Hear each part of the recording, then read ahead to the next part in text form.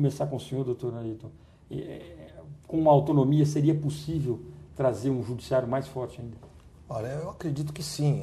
Com certeza, hoje, o judiciário vive particularmente esse drama de buscar conquistar essa autonomia financeira, né? De fato, nós acompanhamos aí as dificuldades que a administração da presidência do tribunal tem vivenciado em função dos constantes cortes do orçamento, as projeções... Esse ano, 40%.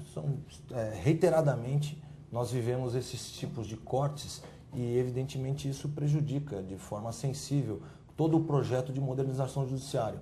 O doutor Hamid, que trabalha no setor relacionado à parte de informática, vivencia isso de forma particular, porque o processo de informatização ele não tem como se desenvolver numa velocidade razoável, adequada, sem o reforço de caixa para isso. E o que ocorre é que esse desenvolvimento do processo de informatização de forma picada, ele vai gerando entraves para implementação de várias rotinas novas que nós estamos bolando e que podem ser úteis e otimizar o serviço e que ficam prejudicadas por conta da dificuldade de implementar em função da limitação orçamentária, né? Nossa, doutora, queria que o senhor falasse aí para a gente essa questão de informatização, detalhar um pouquinho mais quais são os planos, quais são os projetos, para a gente às vezes olhar, não estamos vendo só a tempestade, a gente precisa olhar um pouco para frente, quando tiver num ambiente um pouco mais tranquilo, o que esse judiciário vai poder fornecer para esse cidadão, para esse jurisdicionado, quando entra, por exemplo, com um pedido de pensão alimentícia, às vezes a pessoa está passando verdadeira necessidade e o judiciário, mesmo querendo, não consegue atender aquele pleito na velocidade que se faz necessária. Como o doutor Ayrton explicava, a questão orçamentária afeta a presidência do tribunal. A implementação efetiva da informatização afeta a presidência do tribunal. O que cabe à corregedoria fazer é otimizar o uso da estrutura de informatização em benefício do cidadão, porque afinal o nosso papel lá é criar instrumentos de facilitação com o uso da informática ou, quando não há, com o material disponível, para que a prestação jurisdicional chegue melhor e mais rapidamente ao destinatário, que é o cidadão. O que nós temos feito é procurar fazer com que a informática sirva à prestação jurisdicional, tentando evitar que a estrutura da prestação do serviço judiciário fique refém da estrutura de informatização. Parece pouco provável que isso aconteça, mas a verdade é que a prestação do serviço judicial tem especificidades que fazem com que a informatização tenha que se adaptar a ela, que é o que a gente tem procurado fazer. Eu me lembro de um exemplo recente que acaba de ser aprovado, que é a criação do leilão eletrônico. Veja, nós temos uma grande dificuldade da venda dos bens nos processos judiciais. Todo mundo que opera na área jurídica, que atua na área jurídica, sabe que uma das maiores dificuldades para a efetivação do direito é a venda do bem no processo de execução. Nós trabalhamos lá, toda a equipe da Corregedoria trabalhou e acabou cabendo a mim, ao doutor Ayrton e ao doutor Lepage, a redação final desse texto, submetemos ao corregedor que encaminhou ao Conselho Superior da Magistratura uma disciplina para o leilão eletrônico, que vai viabilizar a venda ou a potencialização da venda para todos os usuários e não apenas a quem se dispõe aí a presença física no leilão. Eu penso que isso é um instrumento que a informática vai fornecer à prestação judiciária com um custo que, na nossa avaliação, é um custo baixo e para o judiciário nenhum.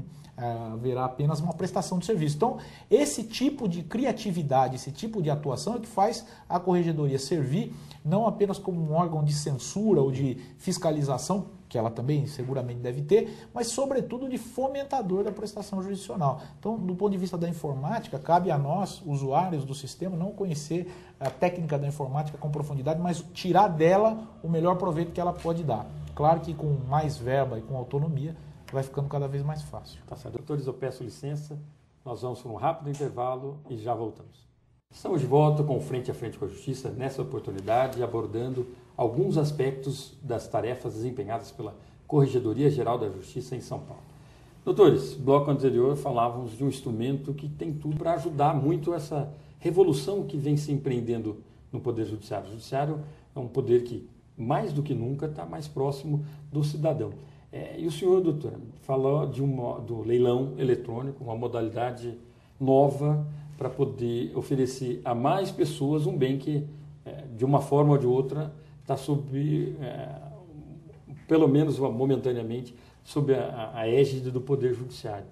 Como é que vai funcionar isso? O senhor disse aí que acaba de ser disciplinado, o corregedor levou ao Conselho Superior da Magistratura. Como é que vai funcionar esse leilão eletrônico? Bom, procurando ser claro e sintético, vai haver uma habilitação das empresas que se disponham a fazer isso sob as ordens do juiz a quem afeta a venda do bem penhorado. Eles vão ser habilitados e a qualificação técnica da empresa, será examinada pelo Tribunal de Justiça, pelo seu setor de informática.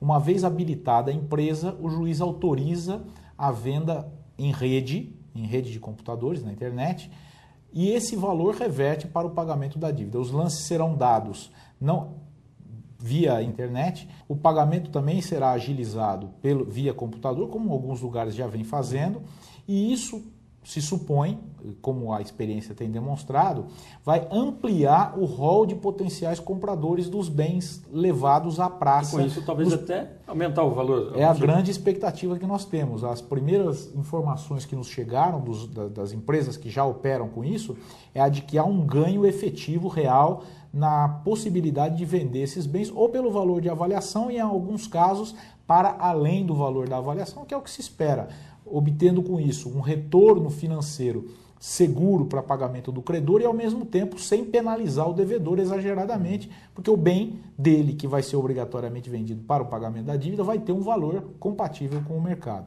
E, com isso, nós vamos eliminar aquele risco que sempre foi muito criticado de um grupo específico de compradores participar com exclusividade e impor os preços dos bens dos nossos devedores. É isso que nós esperamos fazer por intermédio do leilão eletrônico e esperamos que tenha o resultado que a gente projeta quando faz uma disciplina para a sua implementação. Doutora, o senhor acha que isso também vai aumentar a transparência? Por exemplo, o cidadão lá, vamos usar o exemplo do devedor, ele tem, imaginar um imóvel dele, ou um bem imóvel, alguma coisa, um carro dele que vai ser apreendido para poder satisfazer uma dívida dele. O senhor acredita que ao pulverizar para várias pessoas, todo o estado, não sei se isso vai ser possível fora do estado de São Paulo, o Brasil inteiro, mas...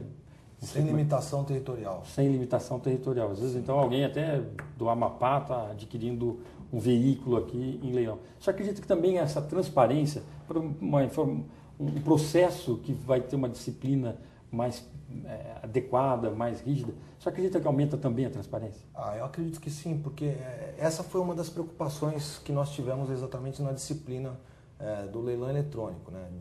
De uma certa forma, você democratiza a participação nos leilões judiciais e, ao mesmo tempo em que isso ocorre, você tem uma maior fiscalização de todos aqueles que estão participando.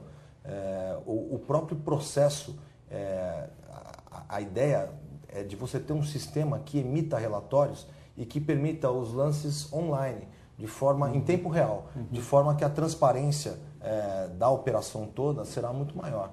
Me parece que isso é uma consequência natural do processo que foi desenvolvido. Tá certo. Doutores, um outro ponto que parece muito importante a gente compreender e passar para o nosso telespectador é essa figura de planejamento. O senhor abordou criação de vara nova, mas há também um outro trabalho de corregedoria, que é quando a vara não está... O material humano disponibilizado para o magistrado executar a atividade jurisdicional, ele não corresponder à expectativa. E há também não só o lado da censura, mas também tem um outro lado desempenhado pela própria corregedoria, que é de melhorar as práticas judiciárias desses